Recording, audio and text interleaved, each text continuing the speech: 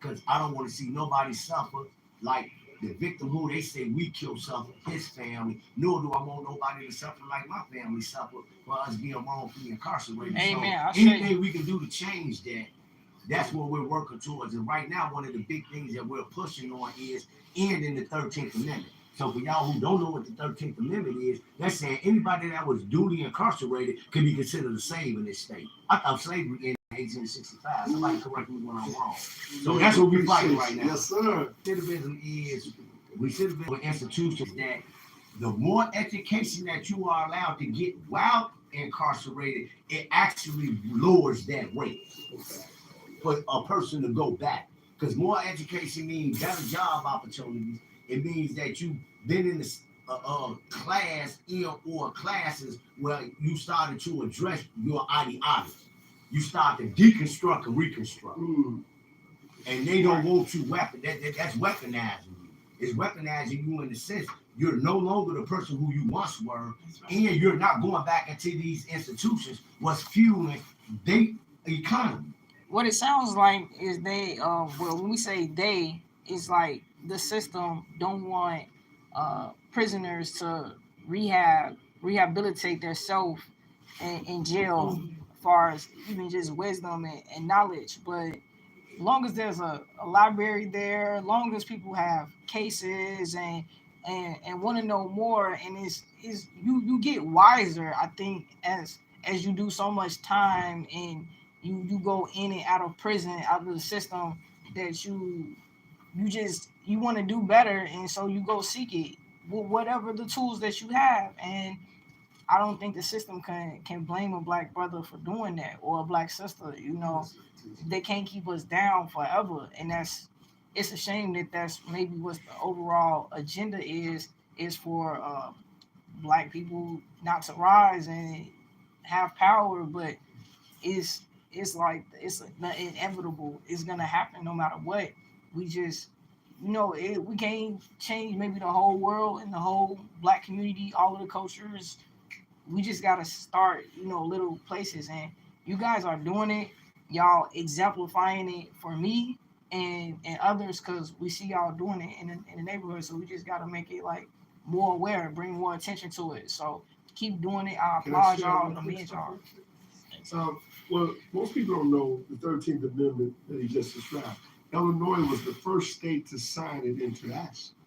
It was signed here in Illinois. So it's like the 150-year anniversary of it. So brothers coming home with that being on the books, as you still, what do you call it,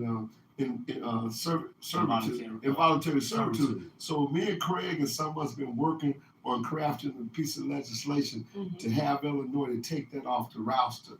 And my mentor, Bishop Phillips, out of Colorado, I was on the phone talking to him on a national call.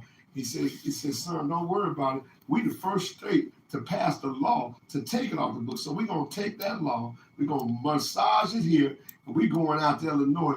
All these brothers locked up, you got to take that language out. As Martin Luther King say, you got to get the language right.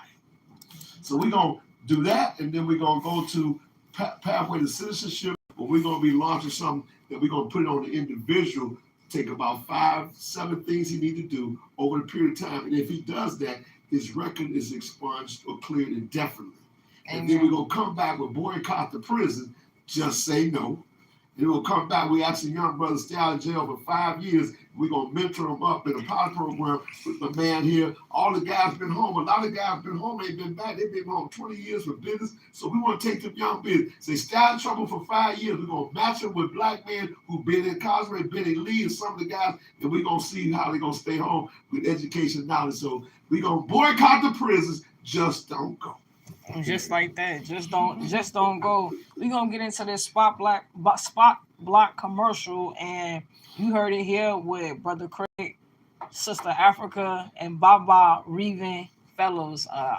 It's such a blessing to have y'all in the studio with me today. We closing out this semester of being on air, doing these fall classes. It's been so much. It's been so overwhelming between the performance I've been doing and just having to, like wanting to aim for excellence, not just you know, slide past through. This not elementary school. You know, this one you like you control your future and you could like your destiny, you know what I'm saying? Or you can help align, you know, whatever God's plan is for you. You can help it too. You gotta put in some work too, you know. So we gonna get into this spot block. This is Just Cool on Life from Mike on WCSU Radio.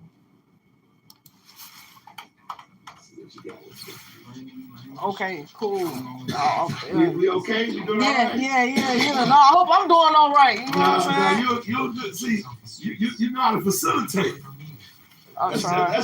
Yeah. Help yourself. That's for you. I'm good, thank you.